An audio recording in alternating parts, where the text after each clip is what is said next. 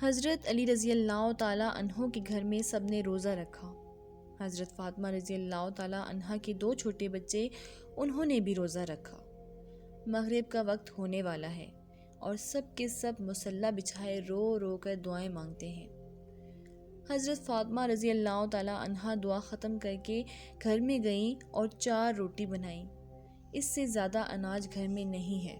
پہلی روٹی اپنے شوہر علی رضی اللہ تعالیٰ عنہ کے سامنے رکھ دی، دوسری روٹی اپنے بڑے بیٹے حسن کے سامنے، تیسری روٹی اپنے چھوٹے بیٹے حسین کے سامنے اور چوتھی روٹی اپنے سامنے رکھ لی۔ مسجد نبوی میں اذان ہونے لگی۔ سب نے روٹی سے روزہ کھولا، مگر دوستوں وہ فاطمہ تھی جس نے آدھی روٹی کھائی اور آدھی روٹی دوپٹے سے باندھنے لگی۔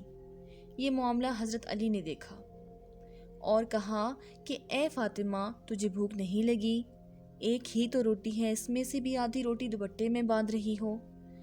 فاطمہ نے کہا، اے علی، ہو سکتا ہے میرے بابا جان کو افطاری میں کچھ نہ ملا ہو، وہ بیٹی کیسے کھانا کھائے گی جس کے باپ نے کچھ نہیں کھایا ہوگا۔ فاطمہ دوپٹے میں روٹی باندھ کر چل پڑی۔ ادھر ہمارے نبی پاک صلی اللہ علیہ وآلہ وسلم مغرب کی نماز پڑھ کر آ رہے تھے۔ حضرت فاطمہ کو دروازے پر کھڑا دیکھ کر حضور کہتے ہیں، اے فاطمہ، تم دروازے پر کیسے؟ فاطمہ نے کہا، اے اللہ کے رسول، مجھے اندر تو لے چلیں۔ حضرت فاطمہ کی آنکھ میں آنسو تھے۔ کہا، جب افطار کی روٹی کھائی تو آپ کی یاد آ گئی کہ شاید آپ نے کھایا نہ ہو، اس لیے آدھی روٹی دوپٹے سے باندھ کر لے آئی ہوں۔ روٹی دیکھ کر ہمارے نبی پاک صلی اللہ علیہ وآلہ وسلم کی آنکھوں میں آنسو آ گئے اور کہا، اے فاطمہ، اچھا کیا جو روٹی لے آئی، ورنہ چوتھی رات بھی تیرے بابا کی اسی حالت میں نکل جاتی۔ دونوں ایک دوسرے کو دیکھ کر رونے لگتے ہیں۔ اللہ کے رسول صلی اللہ علیہ وآلہ وسلم نے روٹی مانگی۔ فاطمہ نے کہا، بابا جان، آج اپنے ہاتھوں سے روٹی کھلاؤں گی۔ پھر اپنے ہاتھ سے کھلانے لگی۔ روٹی ختم ہو گئی اور حضرت فاطمہ رونے لگتی ہیں۔ حضور صلی اللہ علیہ وآلہ وسلم نے دیکھا اور کہا کہ فاطمہ، اب کیوں روتی ہو؟ کہا، ابا جان، کل کیا ہوگا؟ کل کون کھلانے آئے گا؟ کل کیا میرے گھر میں چولہا جلے گا؟ کل کیا آپ کے گھر میں چولہا جلے گا؟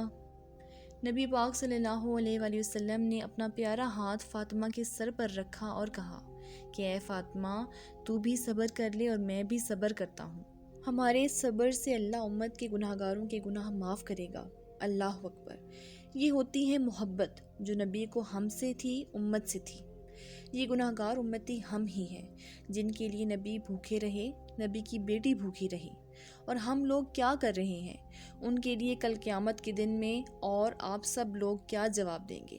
حضرت فاطمہ رضی اللہ تعالیٰ عنہ کی حیا کے متعلق تاریخ میں کچھ ثبوت بیان ہوئے ہیں جن کی تفصیل درج ذیل ہے۔ ایک ثبوت تو یہی ہے کہ حضرت فاطمہ رضی اللہ تعالیٰ عنہ کہا کرتی تھی کہ مجھے حیا آتی ہے کہ جب میرا انتقال ہو تو لوگ مردوں کی تخت پر لٹا کر ایک کپڑا اڑا کر مجھے کندھے پر اٹھا لیں، اس لیے اندیشہ ہے کہ کپڑے کے اوپر سے میرا جسم ظاہر ہو۔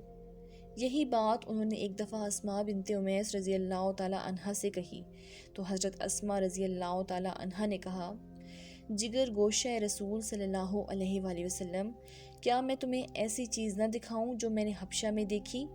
حضرت فاطمہ رضی اللہ تعالیٰ عنہ نے کہا، کیوں نہیں، ضرور۔